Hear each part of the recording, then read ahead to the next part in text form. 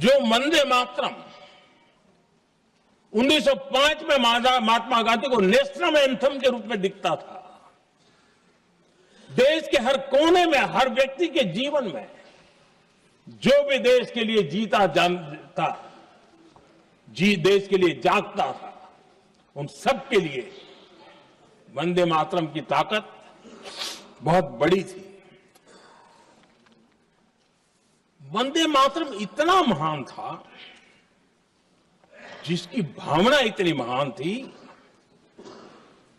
तो फिर पिछली सदी में इसके साथ इतना बड़ा अन्याय क्यों हुआ?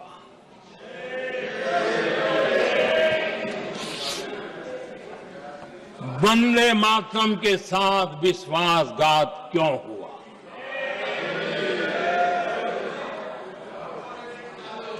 ये अन्याय क्यों हुआ? वो कौन सी ताकत थी जिसकी इच्छा खुद पूज्य बापू की भावनाओं पर भी भारी पड़ गई, जिसने वंदे मातरम जैसी पवित्र भावना को भी विवादों में घसीट दिया। मैं समझता हूं कि आज जब हम वंदे मातरम के 150 वर्ष का पर्व मना रहे हैं, चर्चा कर रहे हैं, तो हमें उन परिस्थितियों को भी हमारी नई पीढ़ियों को जरूर बताना हमारा दायित्व है, जिससे के वजह से वंदे मातरम के साथ विश्वासघात किया गया। वंदे मातरम के प्रति मुस्लिम लीग की विरोध की राजनीति तेज होती जा रही थी। मोहम्मद अली जिन्ना ने लखनऊ से 15 अक्टूबर 1937 को वंदे मातरम के विरुद्ध का नारा बुलंद किया। फिर कांग्रेस के तत्कालीन अध्यक्ष जवाहरलाल नेहरू को अपना सिंहासन डोलता दिखा। बजाय कि नेहरू जी मुस्लिम लीग के आधारहीन बयानों को तगड़ा जवाब देते, करारा जवाब देते, मुस्लिम लीग के बयानों की निंदा करते,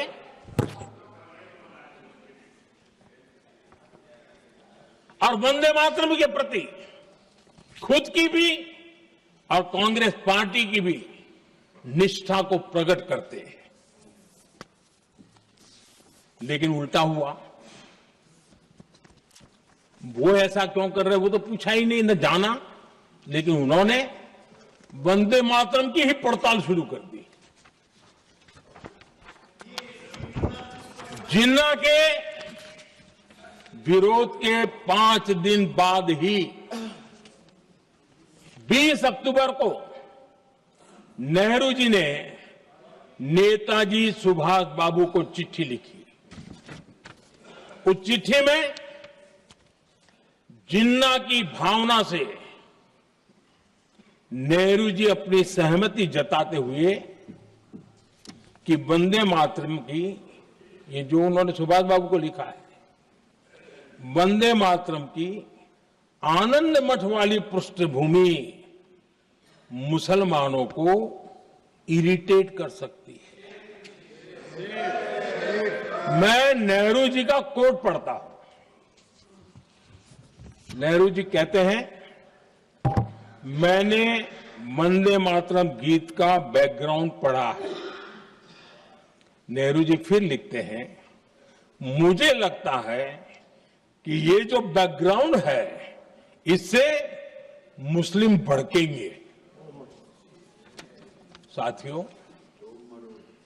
इसके बाद कांग्रेस की तरफ से बयान आया कि 26 अक्टूबर से कांग्रेस कार्य समिति की एक बैठक कोलकाता में होगी, जिसमें वंदे मातरम के उपयोग की समीक्षा की जाएगी। बंकिम बाबू का बंगाल, बंकिम बाबू का कोलकाता, और उसको चुना गया और वहां पर समीक्षा करना तय किया। पूरा देश हतप्रभ था, पूरा देश हैरान था। पूरे देश में देशभक्तों ने इस प्रस्ताव के विरोध में देश के कोने कोने में प्रभात फेरियां निकाली, वंदे मातरम गीत गाया। लेकिन देश का दुर्भाग्य कि 26 अक्टूबर को कांग्रेस ने वंदे मातरम पर समझौता कर लिया।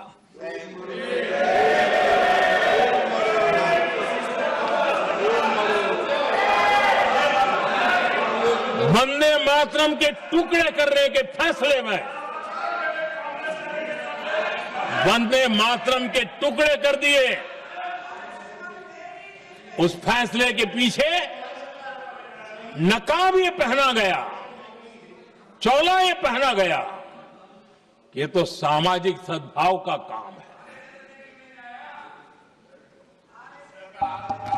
लेकिन इतिहास इस बात का गवाह है कि कांग्रेस ने मुस्लिम लीग के सामने घुटने टेक दिए और मुस्लिम लीग के दबाव में किया।